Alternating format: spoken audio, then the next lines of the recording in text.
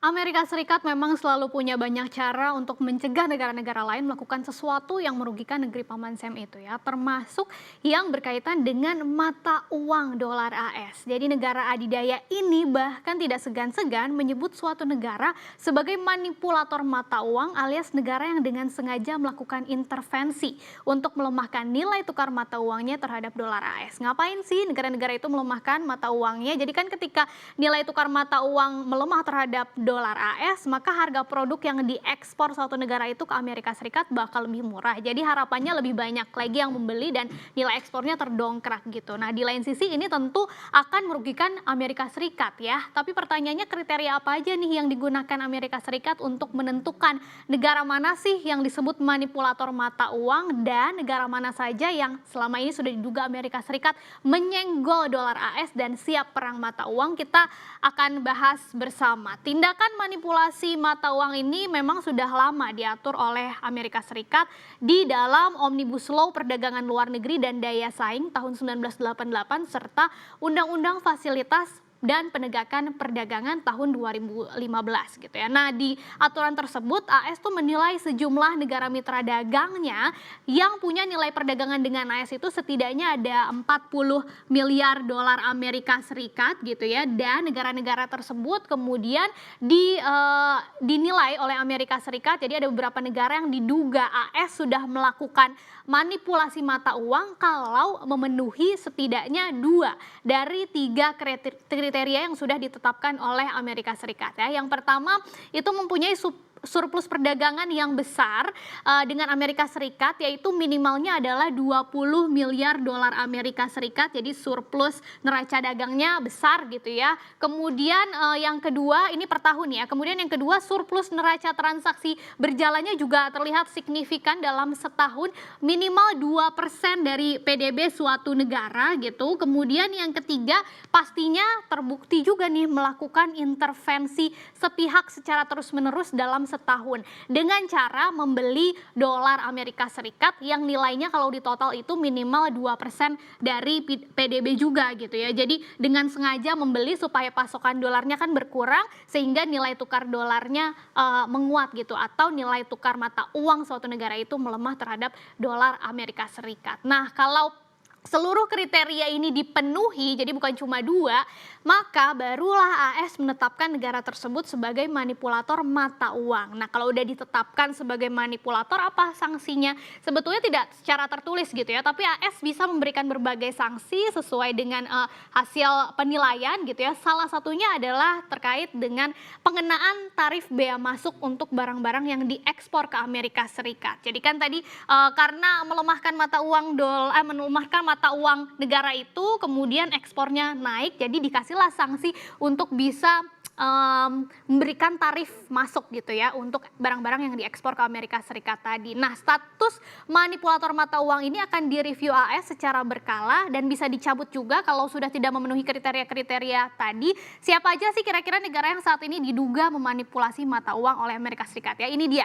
Jadi berdasarkan laporan Departemen Keuangan AS yang terbaru per Desember 2020 kemarin itu ada 10 negara totalnya yang masuk dalam daftar pantauan Amerika Serikat karena diduga melakukan manipulasi mata uang, tapi belum ditetapkan sebagai manipulator gitu ya, karena begitu dinilai ada 2 dari 3 kriteria tadi tuh yang memenuhi gitu. Jadi dari 10 negara yang sudah ditentukan Amerika Serikat diduga melakukan manipulasi, 3 diantaranya ini baru masuk ke dalam daftar tersebut per Desember 2021.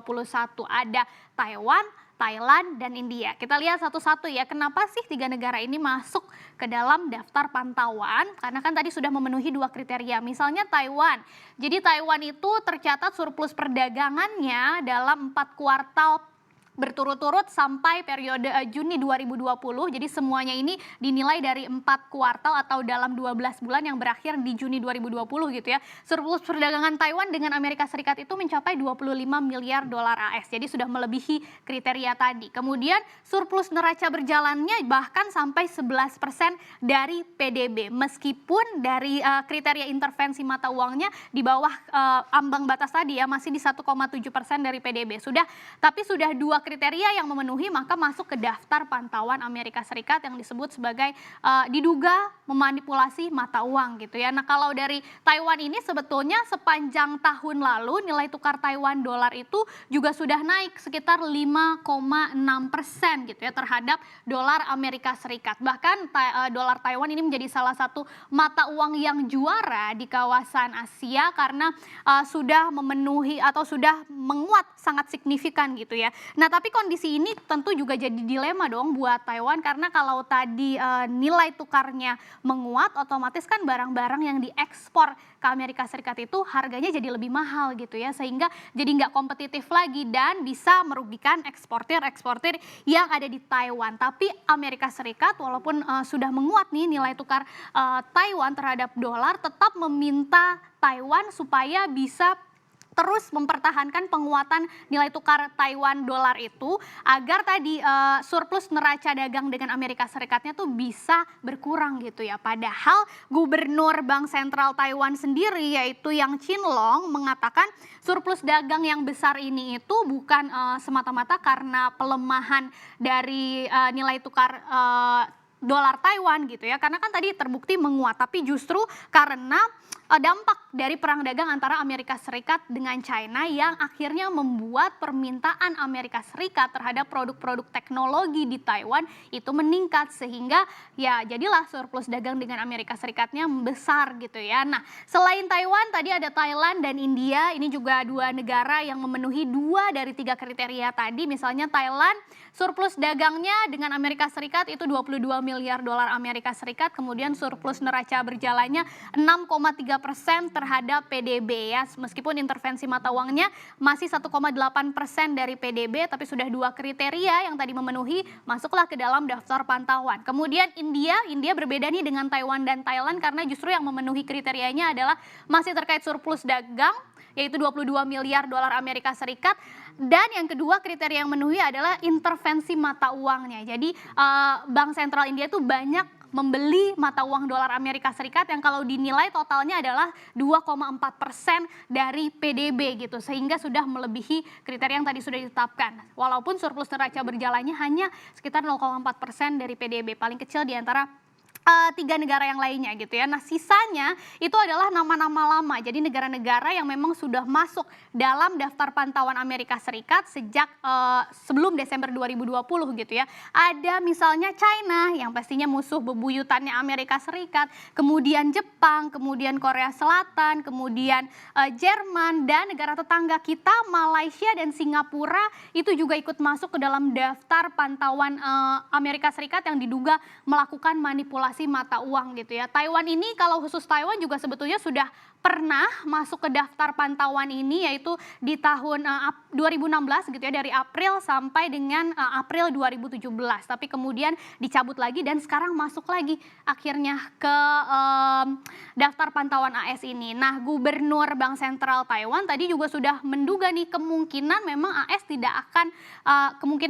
akan mencap atau menyebut Taiwan sebagai manipulator mata uang Taiwan dolar gitu ya karena memang setelah dilihat selama 1 tahun 2020 menurut Gubernur Bank Sentral Taiwan itu sudah memenuhi 3 kriteria yang tadi ditetapkan Amerika Serikat. Tapi walaupun nanti misalnya ditetapkan sebagai manipulator mata uang oleh Amerika Serikat itu dianggap sepertinya tidak akan berdampak serius ya karena kemungkinan AS ini tidak akan sampai menyeret persoalan tersebut ke pengenaan tarif dagang tadi. Nah ini adalah yang tadi dipantau. Tapi kalau yang ditetapkan sebagai manipulatornya jadi bukan lagi dipantau gitu ya tapi sudah disebut manipulator mata uang yang terbaru di Desember 2020 laporan dari Departemen Keuangan Amerika Serikat itu ada 2 negara ya. Ini adalah Swiss dan Vietnam karena keduanya sudah memenuhi 3 dari kriteria yang ditetapkan. Misalnya kita lihat di Swiss itu surplus dagang dengan AS-nya sudah sampai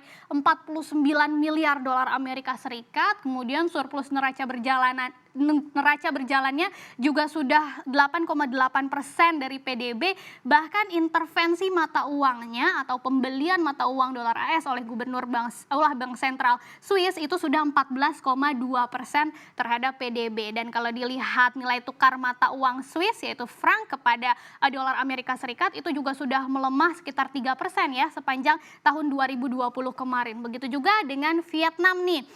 Surplus dagang dengan AS-nya sudah lebih dari Swiss, bahkan sudah 58 miliar dolar AS, artinya lebih banyak yang diekspor Vietnam daripada yang diimpor Vietnam dari Amerika Serikat. Kemudian surplus neraca berjalannya 4,6% terhadap PDB dan intervensi mata uangnya 5,1% dari PDB. Nilai tukar mata uang Vietnam yaitu dong itu juga sudah melemah sekitar 8% terhadap dolar AS.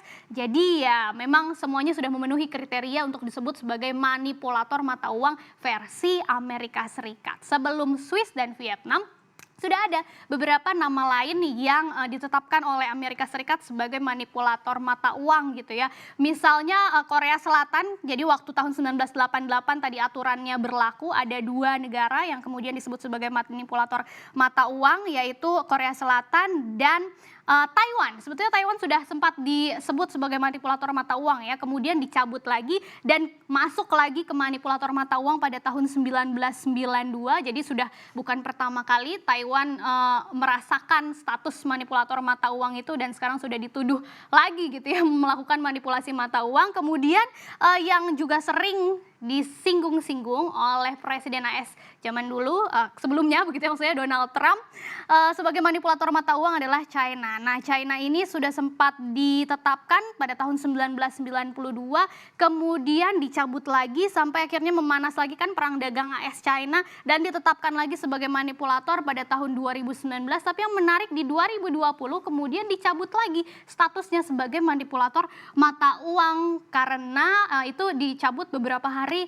sebelum AS dan China itu melakukan kesepakatan dagang. Jadi sebetulnya ada kepentingan juga nih dari Amerika Serikat karena mau melakukan kesepakatan dagang dengan China, akhirnya dicabutlah tadi status manipulator mata uang. Nah, kira-kira dari 10 negara yang tadi dipantau Amerika Serikat, siapa sajakah yang nantinya akan mendapat gelar manipulator mata uang karena sudah menyenggol dolar dan siap perang mata uang? Kita akan nantikan bersama.